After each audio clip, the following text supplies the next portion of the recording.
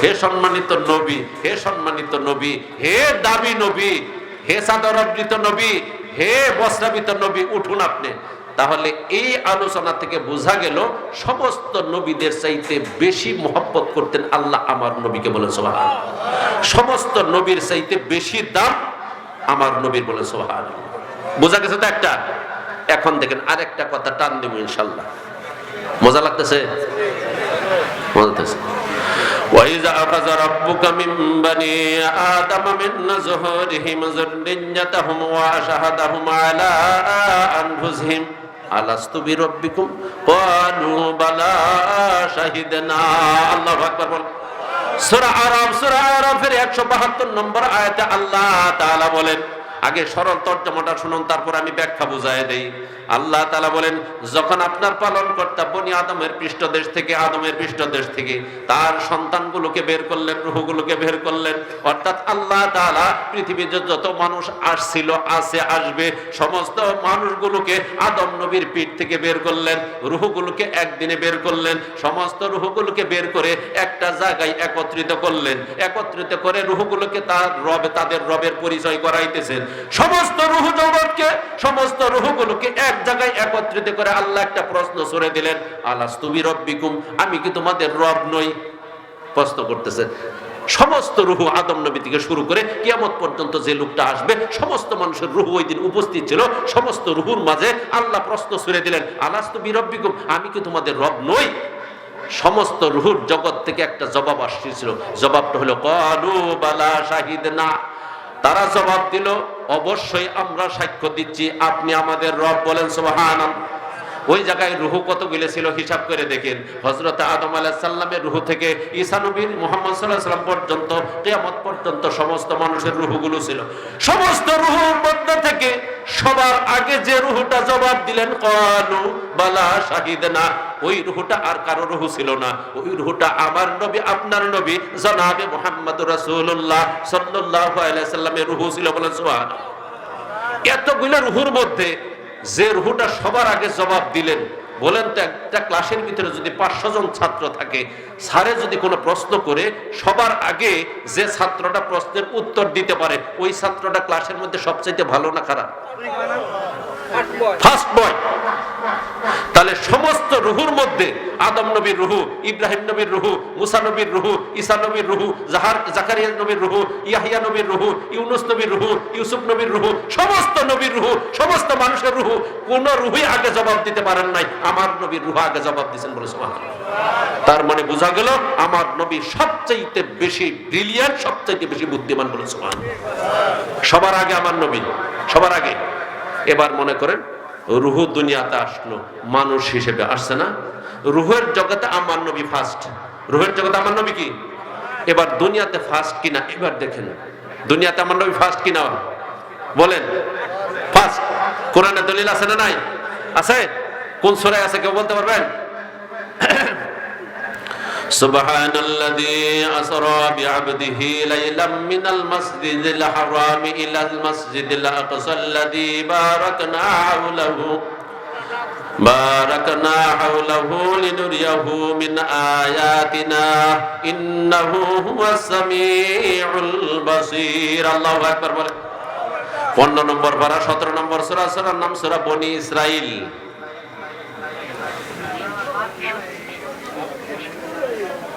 কথা দিছিল, কিন্তু কথা দিয়ে যদি নরসর করে কি কয়? একটা জিনিস আগে বলছি শুনেন, কোরআন হাদিসের কথা যার ভালো লাগবে সে জান্নাতি মানুষ, আর যার ভালো লাগবে না জান্নাতের তালিকায় এখনো তার নাম উঠে নাই, কপাল পোড়া। আমি এমনও কিচ্ছা জানি, বললে কেউ উঠবেন না, সারা রাত থাকবেন, এই কিচ্ছু আমি জানি, কিন্তু সওয়াব যে হবে প্রত্যেক অক্ষরে এটা বলতে পারবো না। আমি শোনাই দিব, তাহলে একটা রেখে দিই, তাহলে একটু ছোট্ট করে রেখে দিই।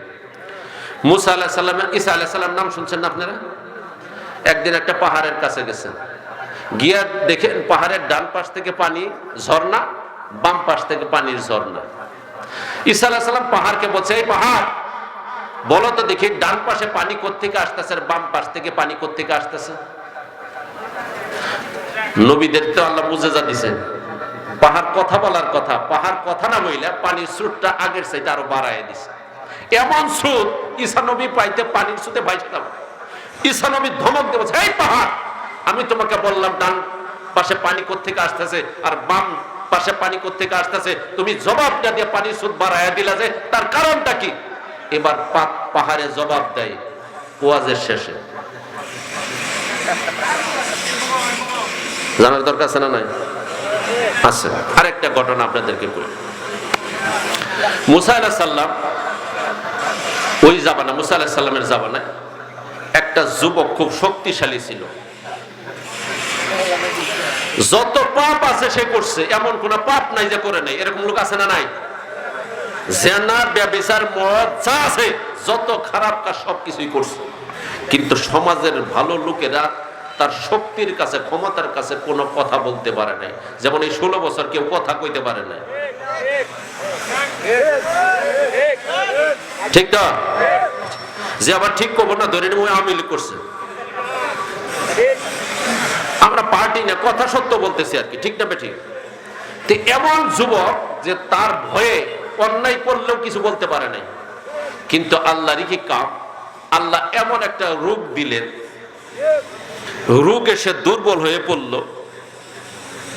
এলাকার মানুষ বলল যে এবার সুযোগ হয়েছে, তোরে তারানি। তার বাড়িতে হানা দিল, এই শয়তান তোকে আর এই এলাকাতে থাকতে দিব না, তুই যে পাপ করছস তোর গজবে আমাদের উপরে আল্লাহ গজব ফেলাবে, তুই এলাকা ছাড়। সমস্ত মানুষেরা তারায় ধৈর্য এলাকা থেকে তারায় দিছে। ওই দিন আর তার গায়ে শক্তি নাই প্রতিরোধ করার। সে রাস্তা দিয়া যায়, যাইতে যাইতে এমন একটা নির্জন এলাকাতে গেছে, অসুস্থ হয়ে পড়ে গেছে। পড়ে যাওয়ার পরে অসুস্থ হয়ে একদম চতুর্দিকে তাকায় দেখে কেউ নাই, শেষ নিঃশ্বাসটা ওখানেই ত্যাগ করছে। তো আল্লাহ তাআলা মুসা নবীকে খবর পাঠাইছেন ওহীর মাধ্যমে যে, মুসা, অমুক এক নির্জন এলাকায় একটা যুবক ছেলে মারা গেছে, তুমি তারে ধইরা আনবা, তুমি নিজে তারে গোসল দিবা, নিজে তারে জানাজা পড়াবা এবং এলাকাতে ঘোষণা করে দিবা যে সমস্ত মানুষের আজকে এই যুবকের জানাজায় হাজির হবে তাদের সকলের গুনাহ আল্লাহ মাফ করে দিবেন। সুবহানাল্লাহ। তো কইলেন ছেলেটা কি ভালো আছে না খারাপ আছে? এত খারাপ, কিন্তু মুসা নবীর এই কথা আল্লাহ বলে দিলেন। কথা ঠিক? আচ্ছা, মুসা নবী এলাকাতে ঘোষণা করে দিলেন। সমস্ত মানুষ যখন আইসে দেখে যে এইটা তো ওই শয়তানরা, সবাই আশ্চর্য হয়ে বলল, মুসা, এ কি কথা বলেন আপনি, কেমন কথা বলেন, এটা তো আমাদের এলাকার সবচেয়ে খারাপ লোক। এই লোকের জানাজা আপনি পড়বেন আর এই জানাজাতে শরীক হইলে সব গুনাহ মাফ করবে, এই কথা কি আল্লাহ বলছেন? বলে, হ্যাঁ, আল্লাহ আমাকে বলছেন। মুসা, বুঝলাম না ব্যাপারটা। মুসা কয়, আছে, কি হয়েছে না হয়েছে তোমাদের কথা আল্লাহর কাছে পেশ করি, কারণ আল্লাহর সঙ্গে আমি কথা বলতে পারি, এই পারমিশন আল্লাহ আমারে দিছে। কি জন্য এই ছেলেটারে আল্লাহ এত খারাপ মানুষের এত দাম দিলেন, এই কথাটা আল্লাহরে জিজ্ঞেস করি, তারপরে তোমাদেরকে বলি।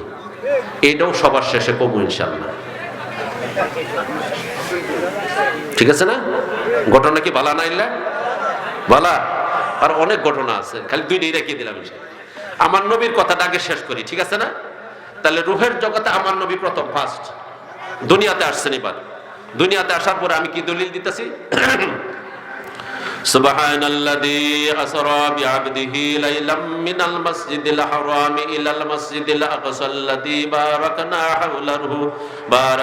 হাওলাহু লিনুরিয়াহু মিন আয়াতিনা ইন্নাহু হুয়াস সামিউল বাসীর। আল্লাহু আকবার। 15 নম্বর পারা 17 নম্বর সূরা, সূরার নাম সূরা বনী ইসরাইল, আয়াত নম্বর 1। এই আয়াতে আল্লাহ তাআলা মেরাজের কথা বলছেন। আল্লাহ তাআলা বলেন, পরম পবিত্র ওই ও মহিমাময় সত্তা ওই আল্লাহ, যিনি তার বান্দাকে রাত্রি বেলায় ইসরা করিয়েছেন, ভ্রমণ করিয়েছেন, মসজিদে হেরাম থেকে মসজিদে আকসা পর্যন্ত তারে ভ্রমণ করাইছেন। বলেন সুবহানাল্লাহ।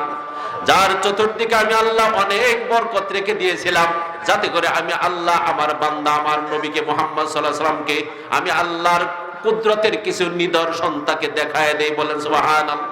অনেক ঘটনা এর মধ্যে হয়ে গেছে, আমি ওই দিকে যাব না। অনেক ঘটনা নবী দেখছেন, এই আশেপাশে দেখছেন, এই বাইতুল মুকাদ্দাসে যাওয়ার পথে অনেক কিছু দেখছেন। এই আয়াতের ভিতরে আল্লাহ তাআলা মেরাজের কথা উল্লেখ করলেন। নবী করিম সাল্লাল্লাহু আলাইহি সাল্লামের তিনজন মানুষ সবচাইতে বেশি সহযোগিতা করেছিলেন। তিনজন মানুষ আমার নবীকে সবচাইতে বেশি শেল্টার দিয়েছিলেন, সবচাইতে আগলে রেখেছিলেন। এক নম্বর দাদা আব্দুল মুত্তালিব, দুই নম্বর চাচা আবু তালেব, তিন নম্বর সবচাইতে যিনি বেশি সহযোগিতা করেছিলেন তার নাম হযরতে খাদিজা রাদিয়াল্লাহু তাআলা আনহা। এই তিনজন মানুষ আমার নবীকে সবচাইতে বেশি ভালোবাসছেন, সবচাইতে বেশি উপকার করছেন, শেল্টার দিয়েছেন। একে একে তিনজন মানুষ মারা গেল। দাদা আব্দুল মুত্তালিব মারা গেলেন, দায়িত্ব দিলেন চাচা আবু তালেবের কাছে। আবু তালেব যদিও মুসলমান হন নাই, কিন্তু আবু তালেব কাফের হওয়া সত্ত্বেও আমার নবীকে এমন ভালোবাসছেন, নিজের সন্তানের চেয়েও আমার নবীকে বেশি ভালোবাসছেন। নিজের সন্তান আলী রাতের বেলা যখন ঘুমাইতে গেছেন, আবু তালেব তার নিজের সন্তান আলীকে অন্য বিছানায় রাইখা আমার নবীকে বুকের উপর রেখে ঘুমাইছেন। তার নাম আবু তালেব। আবু তালেব ঈমান আনেন নাই।